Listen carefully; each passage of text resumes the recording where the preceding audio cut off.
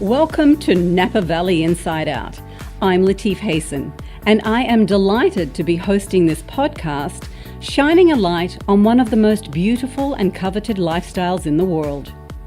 If you're interested in developing a property, planting a vegetable garden, making olive oil, fashion, architecture, interior design, county rules and regulations, biking paths, art, getting into the wine business, farming practices, the tax benefits of owning a vineyard, or the ultimate private tours and tastings, and all the fabulous annual cultural events we enjoy here, and so much more, then you won't want to miss this show. Every week I will be interviewing amazing talent, vintners, entrepreneurs, leaders, consultants, event planners, and more.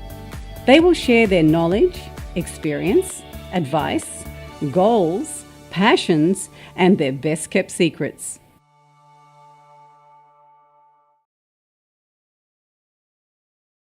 Hello everybody, today I'm introducing you to Tony Correia. Tony is a leading authority on the valuation of vineyards and wineries and other rural and agricultural properties. I've worked with Tony on many transactions on behalf of my clients. So Tony, welcome and thank you so much for being here with us. Well, thank you for having me. It's a pleasure. I know our viewers are going to love this conversation today, and it's one of my favorite challenges, shall we say, in the business is figuring out market values. Before we get started, you've had an amazing past. So why don't you tell us about your past lives prior to becoming an appraiser? Well, I was actually, conceived and born and raised in the Central Valley outside Fresno, and I grew up on a family farm. And I started out farming raisins. We had a small vineyard. I took over the family farm, and we were farming raisins for several years. Went away to the service, was in the Air Force, and got into the security service. And there I became a Russian linguist and cryptanalyst. And I spent some time in southern Italy trying to decipher Russian air defense. This was back in the Cold War days. And I got out of the service and traveled around Europe through the Summer of Love in 1967, which was a lot of fun. I can imagine, yes. And I came back and went to school, got my degree at Fresno State, did some grad work there, and then eventually went to work in the real world and worked for quite a while as a tax examiner for the Internal Revenue Service. And then I got into appraisal directly after that, and started out in residential appraisal and worked my way up into commercial appraisal, and then eventually got into farm appraisal because that's what I know the best, and it's also the most challenging segment of the appraisal industry. And it's challenging, I would think, because firstly, most wineries with vineyards are confidential sales and off-market, and we don't know what people sign confidentialities on them. So how do you go about appraising, when you're trying to appraise a property and you need to pull on comps, how do you pull the data when so much of your specialty is confidential? That's what makes it interesting. Yes. And that's one of the things I try to be involved in deals, transactions that are happening so I can understand what's going on. Even though I may have to keep the data confidential, at least in my own mind, I know what happened and what the buyer and seller were thinking as how they agreed to a price. And typically there's always some way to find out about most sales. Some sales are, remain confidential and you can't ever find out anything. But typically I can find out most all that I need to know. And as I said, I may not be able to publish it in a report or state it publicly, but I know what happened and I know in my mind what the buyer and seller were thinking. Therefore, I can form my own opinion. Yes, and there's only like 3 or 4 of you, or certainly only 3 or 4 of you that I work with on a regular basis. And I think you all share information whenever possible because there are so many sales taking place. And I know from many conversations I've had where some sales have happened and everybody, I call all of you and you'll go, Latife, I have no idea how they got that sale price, but this is how we broke it up. This is what we put on the building permit, the footprint of the building permit. This is what we put on each plantable acre, on each planted acre. It's really fascinating, and I just totally love deconstructing sales. I really do.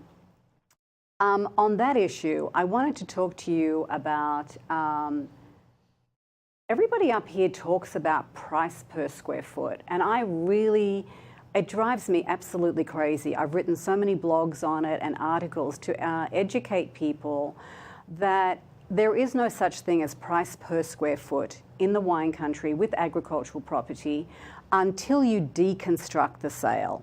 And after you've taken out the building envelope, the vineyards, maybe a couple of $1 million of furnishings and art, and a guest house and a granny unit and all the $1 million of landscaping, and then you get to the house, then you can figure out what the price per square foot is.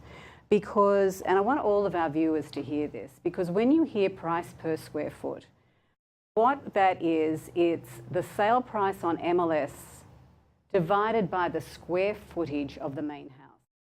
And that's it. It doesn't take into account if there was a guest house, a winery permit even, or a winery, or vineyards, or furnishings, or landscaping, tennis courts, or anything.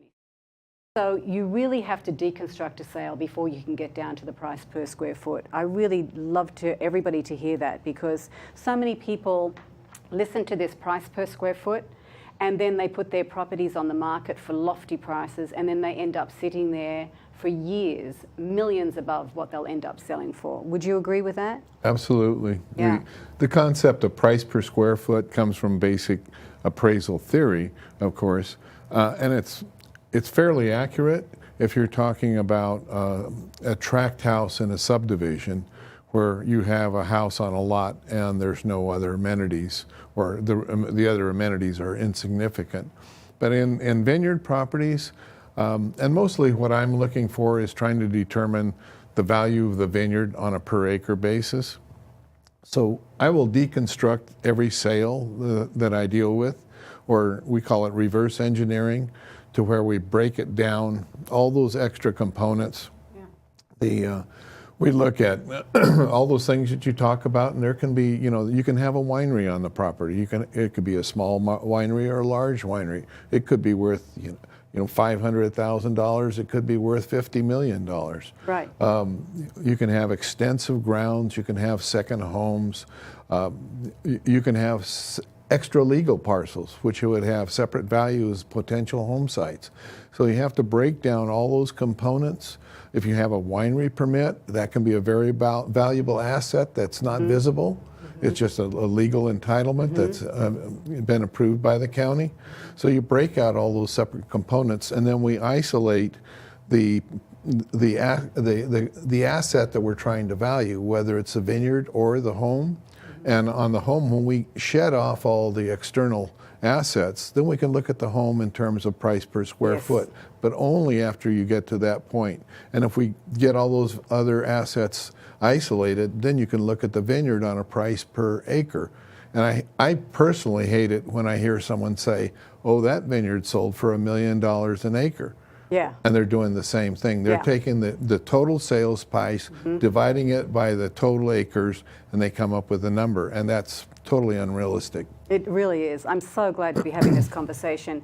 But I also want our viewers to know that, in places like San Francisco or cities where houses on the same street pretty much look similar outside, have the same lot size, same view, you can do price per square foot, although some of them are remodeled and some aren't.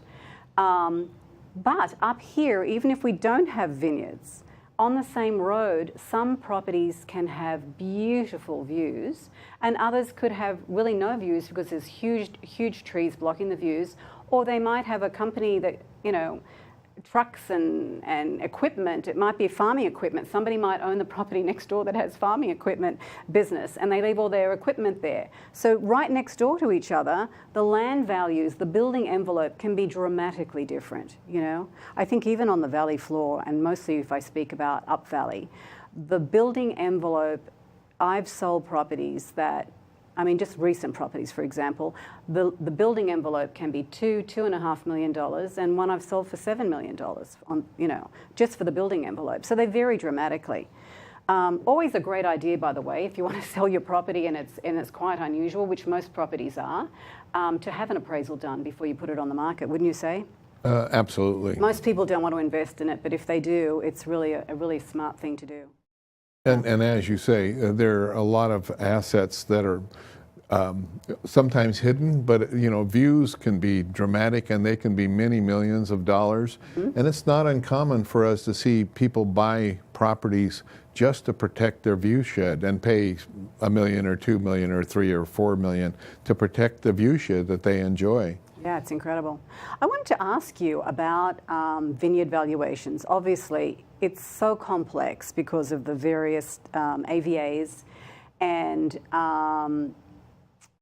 so I'm hearing lately, and I find it really hard to believe, because one of the questions I was going to ask you is, do you think, or when do you think we will hit $1 million an acre on a Cabernet vineyard? And I heard from an agent this week that he had clients that were saying to him in a particular area, which I won't say, that they would pay $1 million an acre for the vines that are on this particular property with a house. And he also said that properties up on Pritchard Hill had sold for $1 million an acre. What say you? Well, that's the old thing again, is when people say that, that means that there was a property that sold for a certain price and it had so many acres, and then this, you know, the price divided by the acres comes out to $1 million an acre. But if you look at the sale, there's typically more involved. We've had some sales up on Pritchard Hill that were very high priced, but they included other assets. Right. They may have, in many cases up there, you can have a $5 or $6 million view, a home site with a view that's, you know, worth that kind of money. You have to pull that out. You might have a dramatic home that can be worth $10 million. So you have to pull all those things out to look at the value of the vineyard. And that's one of the things we deal with. We hear that quite a lot, that, you know, people, well, everybody knows that Napa Vineyard is worth $1 million an acre. Everybody but those that sell them, we don't know. Those that sell them and appraise them. So tell me, in Napa Valley, what is the highest priced Cabernet vineyard that you are aware of? You don't have to give the name, but what was the price per acre? $550,000 an acre. Yeah. And second highest price? About $500,000. Right. And you're seeing more of that, more and more now? It's still infrequent, and that's still a fairly rare occurrence, and it's got to be a top vineyard in a top location. Well, when you say a top vineyard in a top location, that's really interesting, because there are so many top locations, right? And we often think that the hillsides of Diamond Mountain, Howell Mountain, Oakville, well, Oakville doesn't matter on the valley floor or not, but the hillside properties are the ones that really carry a large number. But there are many on the valley floor too. For example, Andy Beckstoffer's Dr. Crane. You know, what would that be worth today per acre? An awful lot. Yeah, and so probably the 500 to the 550. Or more. Or more. You're talking about a very specialized small property, relatively small property, that has a tremendous track record. And so vineyards like Dr. Crane or George III or Tokelon, you know, those individual vineyards, now embedded in that though is the value of that name. Right. So there's a prestige that the market recognizes. So when the market recognizes that sort of a name and allows the grapes to be sold at extraordinarily high prices, right, and then that generates a revenue stream that will justify those high prices. I'm going to be talking to Andy Beckstoffer about pricing systems, and we know that he has a pricing system for some of his vineyards. I don't think it's all, but I'll ask him. That is a multiple of the bottle price that it's going into. So do you, when you're appraising vineyards and they're selling the grapes at a multiple of the bottle price, do you take that into account when determining the price per acre? Absolutely. Yeah. And it's not just the method of how they establish the grape price, but we definitely look at the income from the vineyard, and that's can be a primary driver of value in many cases. Right. And some of the some of the vineyards in Napa are enjoying incredible revenues off of their grape sales. Yeah, because I mean, I don't remember the year that Andy started that. I was living here, but I remember, the winemakers were wanting a longer hang time, and therefore the grapes were weighing less.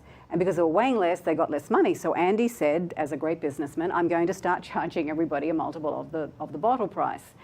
And I have seen on many vineyards that I have shown to clients or sold that people are following that now. They're not at the same multiple as him, but they are selling their grapes off their property as a multiple of the bottle price of the wine that it's going into.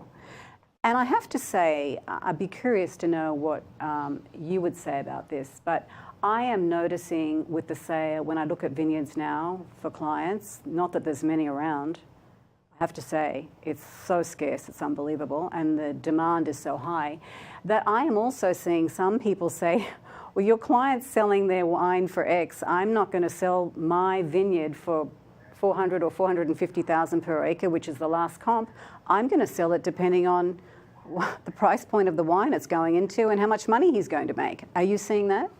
Well, it filters back to the vineyard by the total revenue. So if he's selling his grapes for $20,000 an acre and he's getting 4 or 5 tons, well, then that's certainly something that we would consider in an appraisal, and a buyer would consider in his mind when he's looking, his or her mind, looking at the vineyard. What am I willing to pay for this?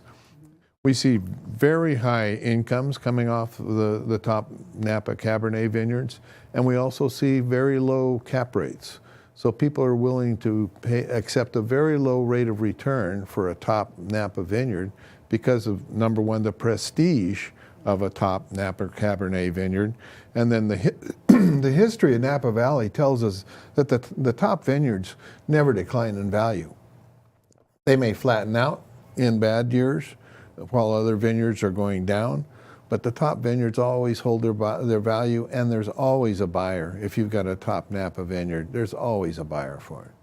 Yeah, it's pretty amazing. I think one of the biggest challenges for vintners is that when they're looking to buy a vineyard, they don't want a house because they don't need houses, right? But more often than not, the vast majority of times, there is a house there, whether it be fancy or even if it's not fancy.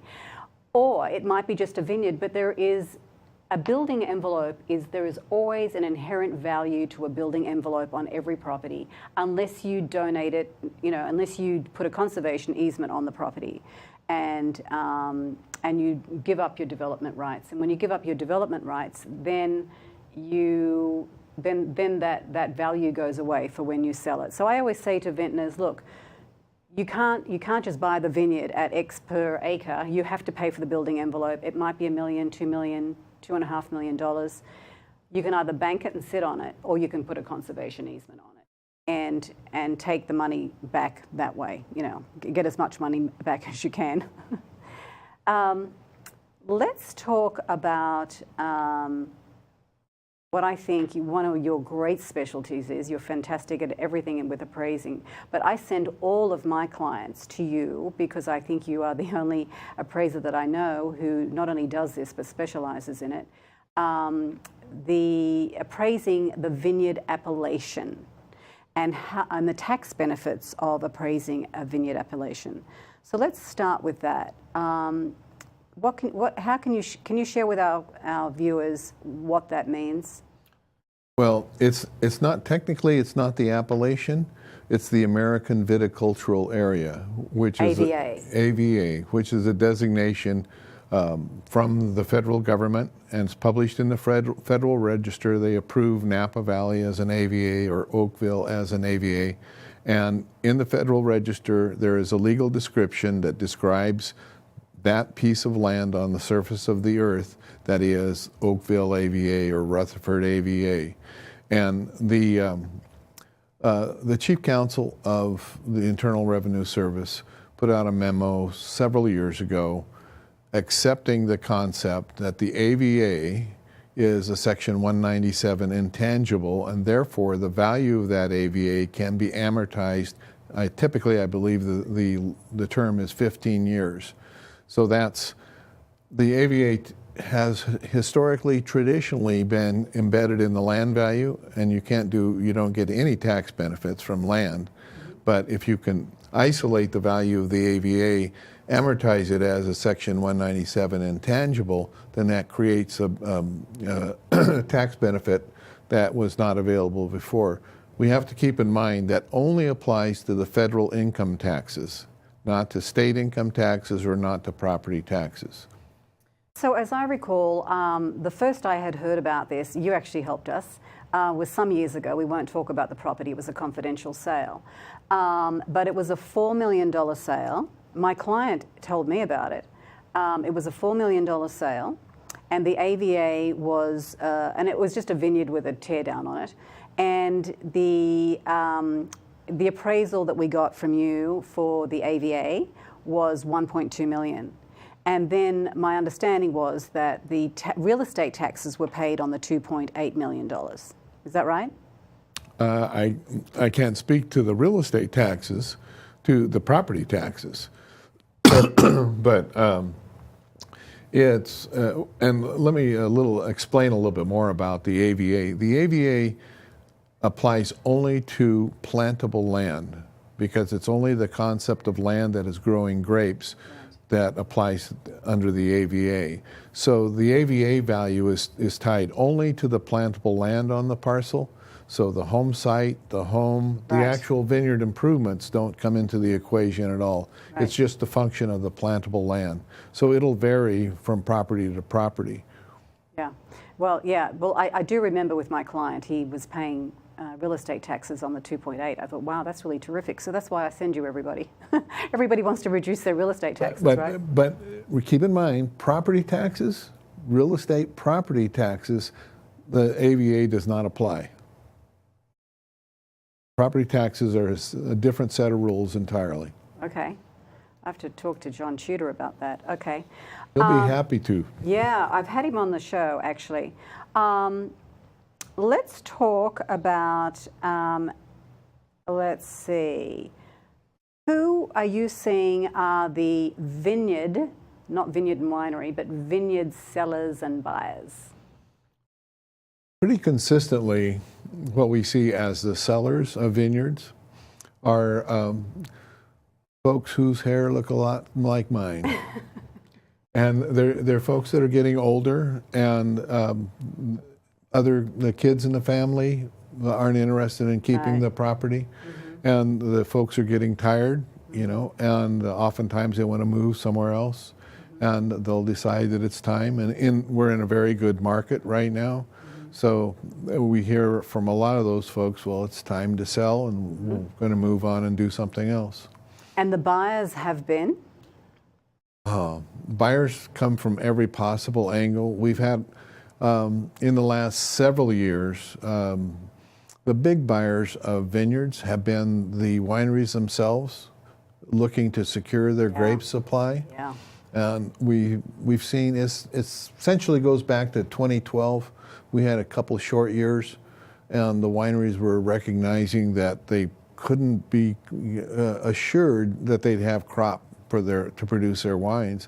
So they went out and started buying vineyards, and the big fellows, Jackson, Gallo, etc., bought a lot of properties over several years. And they seem to have filled their plate now, so they've been a little quiet lately. But we see financial buyers are active.